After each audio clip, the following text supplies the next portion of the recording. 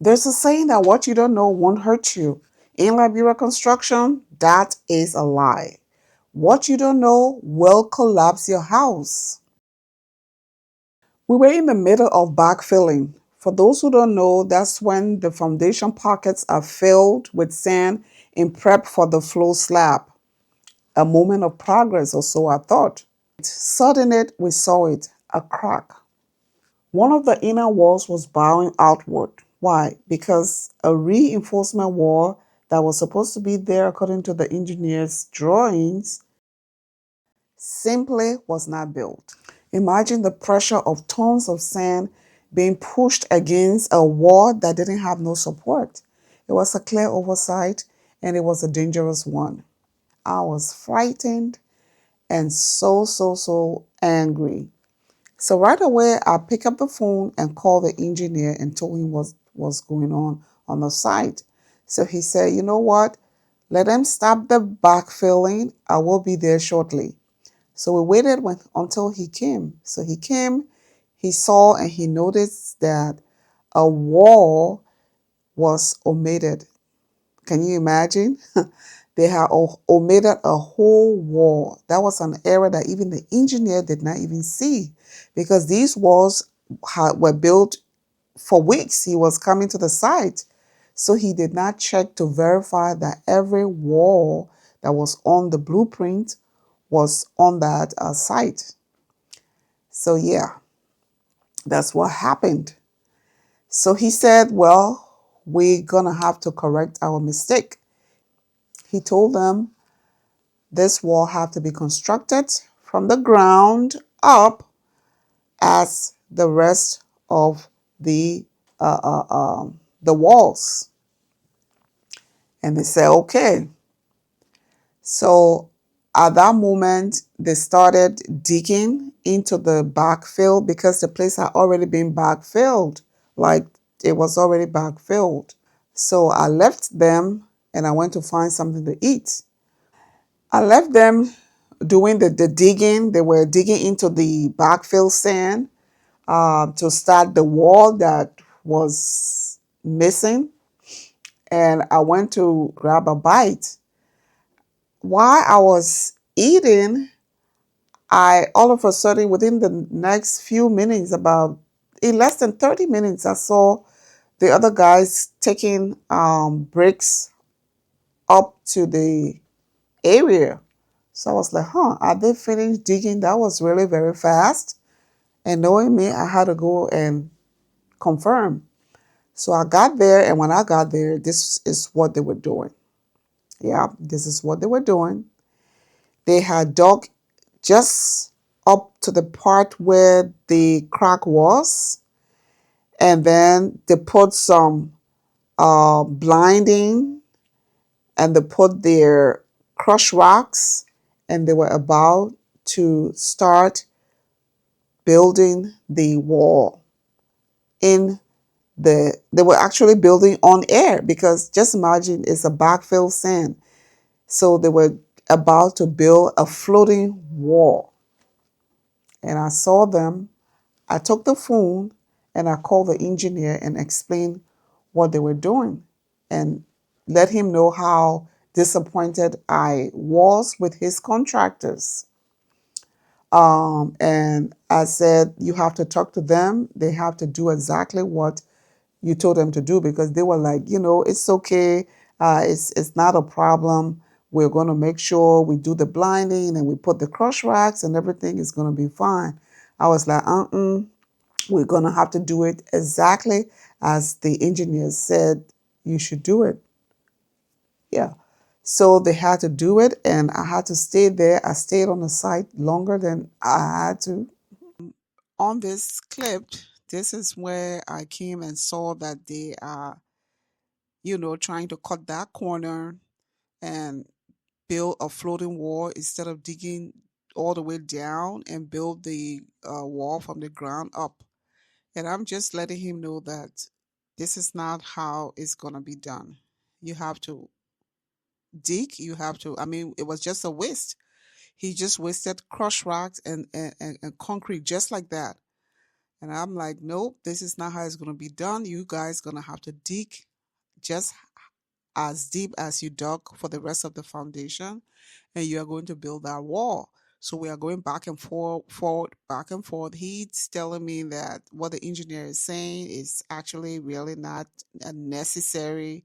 He just want to make it difficult, but it's not really necessary. I said, well, but that's the engineer. That's the one I'm paying. I'm not paying you. I don't know you. I know the engineer. I'm paying him, and that's what I'm paying him for. Whatever he says is what you do. So that's what we are talking here. I stayed there, the dog and the dog and the dog, all the way to the ground. I made sure they did the blinding. I made sure they put the crush rocks. I made sure they do their measurement and everything. And at this point, I was like,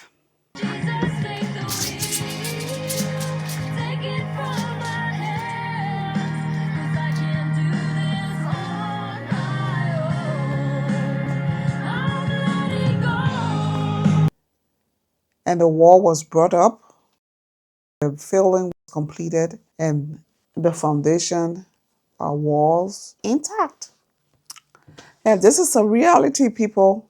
If I had been looking at a WhatsApp picture from a bird's eye view, a wall looks like a wall.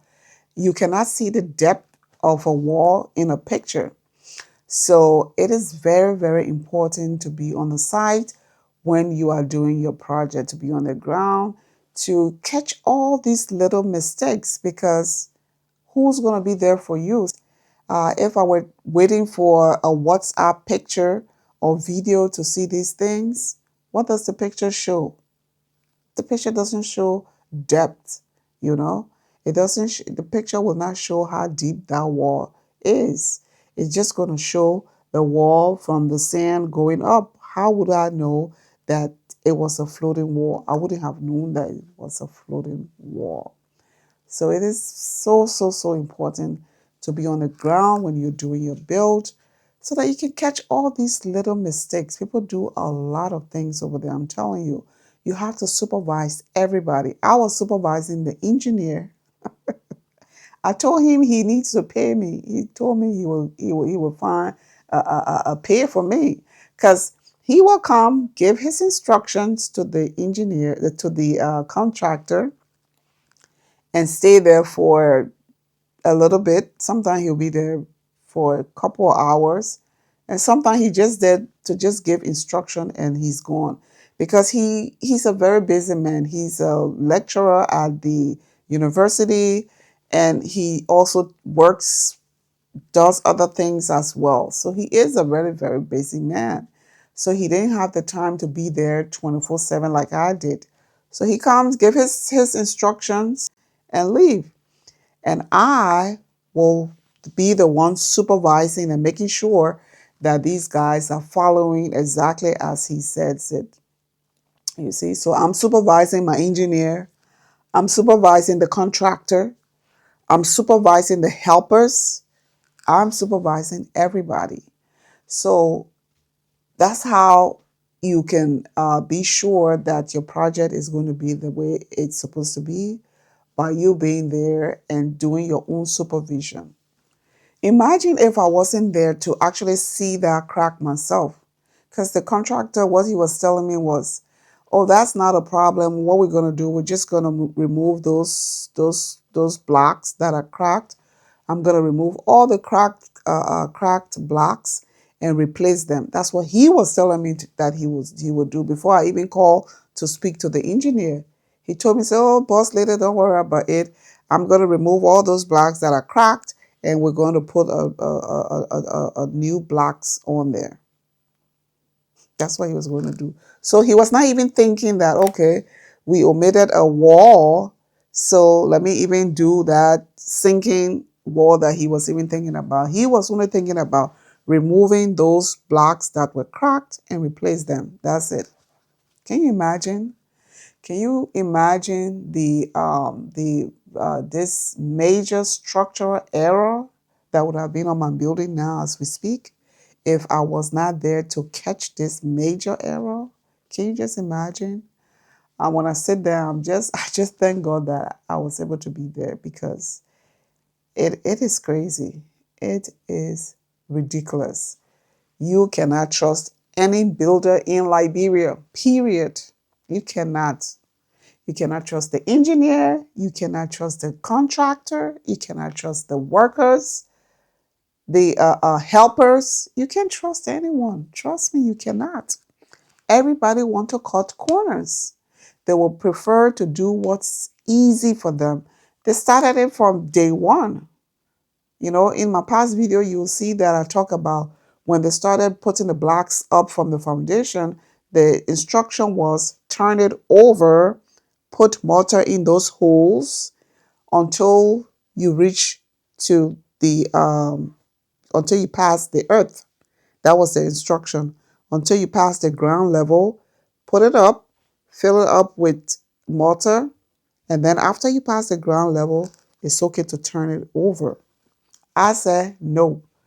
Turn it over, put mortar for the whole foundation. I was not taking no risk at all. I always went the extra mile. That's how I did my build. When the engineer said this, I said, okay, let's make it better. I was not joking. So that was going to be another one. Imagine all that water. The water table is high. The place is a swampy land. And then you're not doing what the person who knows what they're doing telling you to do. He said, turn it up. So turn it up. Yeah, so you have to you actually have to manage these people. You have to manage your engineer, you have to manage your contractors, you have to manage everybody. Don't let them manage you. You have to manage everybody. You have to supervise your work. I was building more than a house. I was building a standard for construction in Liberia. Try to teach these people what they're supposed to be doing and you know discourage them from the corners and the shortcuts that they will usually uh, prefer to do. The wall was built correctly. It went all the way down to the solid earth, and I saw it with my eyes. It's reinforced and it's not going anywhere. So, my advice to you again, do not allow your workers to manage you. You manage your project. If something feels too fast or a repair seems too easy, it probably is. We are not building just a house in Liberia, we are building a standard for construction. So there you have it. Be on the ground. I cannot stress this enough, as I always say. So until then, if you have any experiences during your build in Liberia, comment down below. Just let us know some of your experiences, something that went wrong and you cut and was able to save. Mention it in the comment below and let us learn from some of your policing. That is it for today. If you are not subscribed, I invite you to please subscribe to my channel, like, share, comment, and until then, I'll see you in my next video.